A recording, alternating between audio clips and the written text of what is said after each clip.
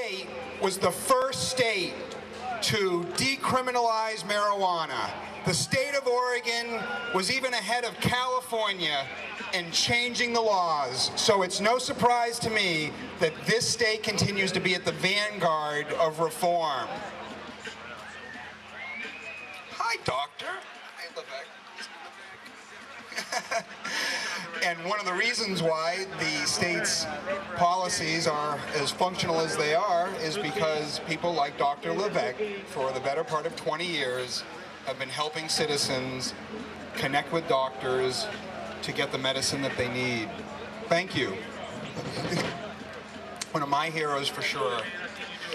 This state has over, I believe, 25,000 registered patients at this point. California doesn't have 25,000 registered patients. You can go to some places like Vermont and there's like 250 registered patients. There's 250 registered patients right here in front of me, more or less.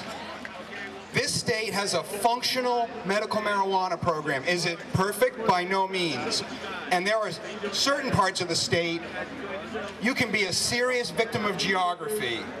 Yeah, here in the greater Portland area, maybe in Salem and Eugene proper, you don't get harangued that much. But go dead east? Oh yeah, yeah. Same thing with California, by the way. You know, the coastal communities, they basically have medical marijuana, retail access. But the more easterly you go in a place like California or Washington State, the harsher the laws get. So here we are in a great part of the state to be making this argument. I also want to recognize that we couldn't be here without activists being involved for 20 or 30 years. Paul Stamford, who heads up THC Foundation, has been working for 25 years to reform laws at so many different levels, whether it's been hemp or medical marijuana or regulating the legalization of cannabis for adult use, Oregon NORML, voter power, and all the other groups that predated them in the 1970s and 80s. In the 1980s, one of the first votes for medical marijuana, one of the first legalization votes ever happened, Oregon Marijuana Initiative. And that legacy still lives on today. You know, here we are, we're going to be celebrating our own personal freedom on a beautiful day in Oregon. And yet every 38 seconds in the United States, statistically, somebody's getting arrested. So while we're hanging out here for 5 or 6 hours today, hundreds and hundreds of people will be arrested. Over 2,000 people will be arrested today in the United States for marijuana, 90% for possession only.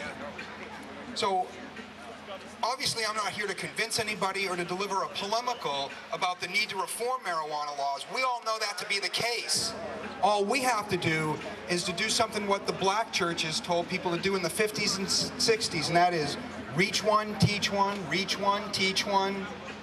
And the law is where you live. Change the laws at the local county level, it percolates up to the state level, and then finally the nitwits in that little dome building on that little hill in Washington, D.C. finally get it. You know, and there's a reason why in Washington, D.C. the conservatives want to break up the Ninth Circuit, which is the California, Oregon, Washington, Alaska, and Hawaii judicial circuits, because here the court decisions that are coming out are so different than the rest of the country. There is so much more respect for personal freedom, personal autonomy, and civil liberties on the West Coast than you get anywhere in the Midwest, and certainly even where I'm from in New England. So, you know, I always ask folks, were you born here in Oregon? Raise your hand if you were born in Oregon. You are fucking lucky. How many of you moved here to Oregon? You are fucking smart. And that really is how it works. You know, we think we're all complicated, sophisticated beasts, but we're mammals, and people migrate. So people will migrate to where they think they have the most personal freedom and the most personal autonomy, the most amount of self-preservation. So it's no surprise that people are moving in droves from the Iowas and Indianas and Kentuckys and Tennessees of the world and coming to California and Oregon and Washington, because I think they rightly perceive that they have more personal freedom and the government respects their rights more. And there's a reason why people in Washington want to get rid of the Ninth Circuit, because these trends go from west to east. There's nothing coming from Boston. Nobody cares about any socio-economic legal trends from Wilmington fucking Delaware or Philadelphia or Washington, D.C. The serious social trends come from Portland, from Seattle, from the Bay Area, from the Los Angeles basin. So really take great pride in not only walking around today and enjoying your personal freedom and the great environment that is Oregon, but you gotta fight all the time for it. Your legislature every single year tries to roll back and retard the medical marijuana laws. And every year, Oregon NORML and others fight hard for your rights to keep these liberties and to keep expanding them. So while you're out here having a great time today, vending and buying all the great stuff that makes this festival happen, and listening to the great music and speakers, this is a First Amendment freedom event.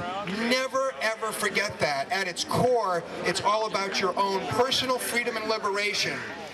And we can't do our work in Washington, D.C. without knowing that you support us, and you have to know that for 39 years, NORML has supported all the people that get arrested, all the people that have to fake drug test, all the people that would have their children taken away from them because they use cannabis, that they would have their student loans taken away from them, that they would have their very own home taken away in a civil forfeiture proceeding, to have professional licenses taken away like commercial driver's license, tugboat captains, nurses and doctors and lawyers.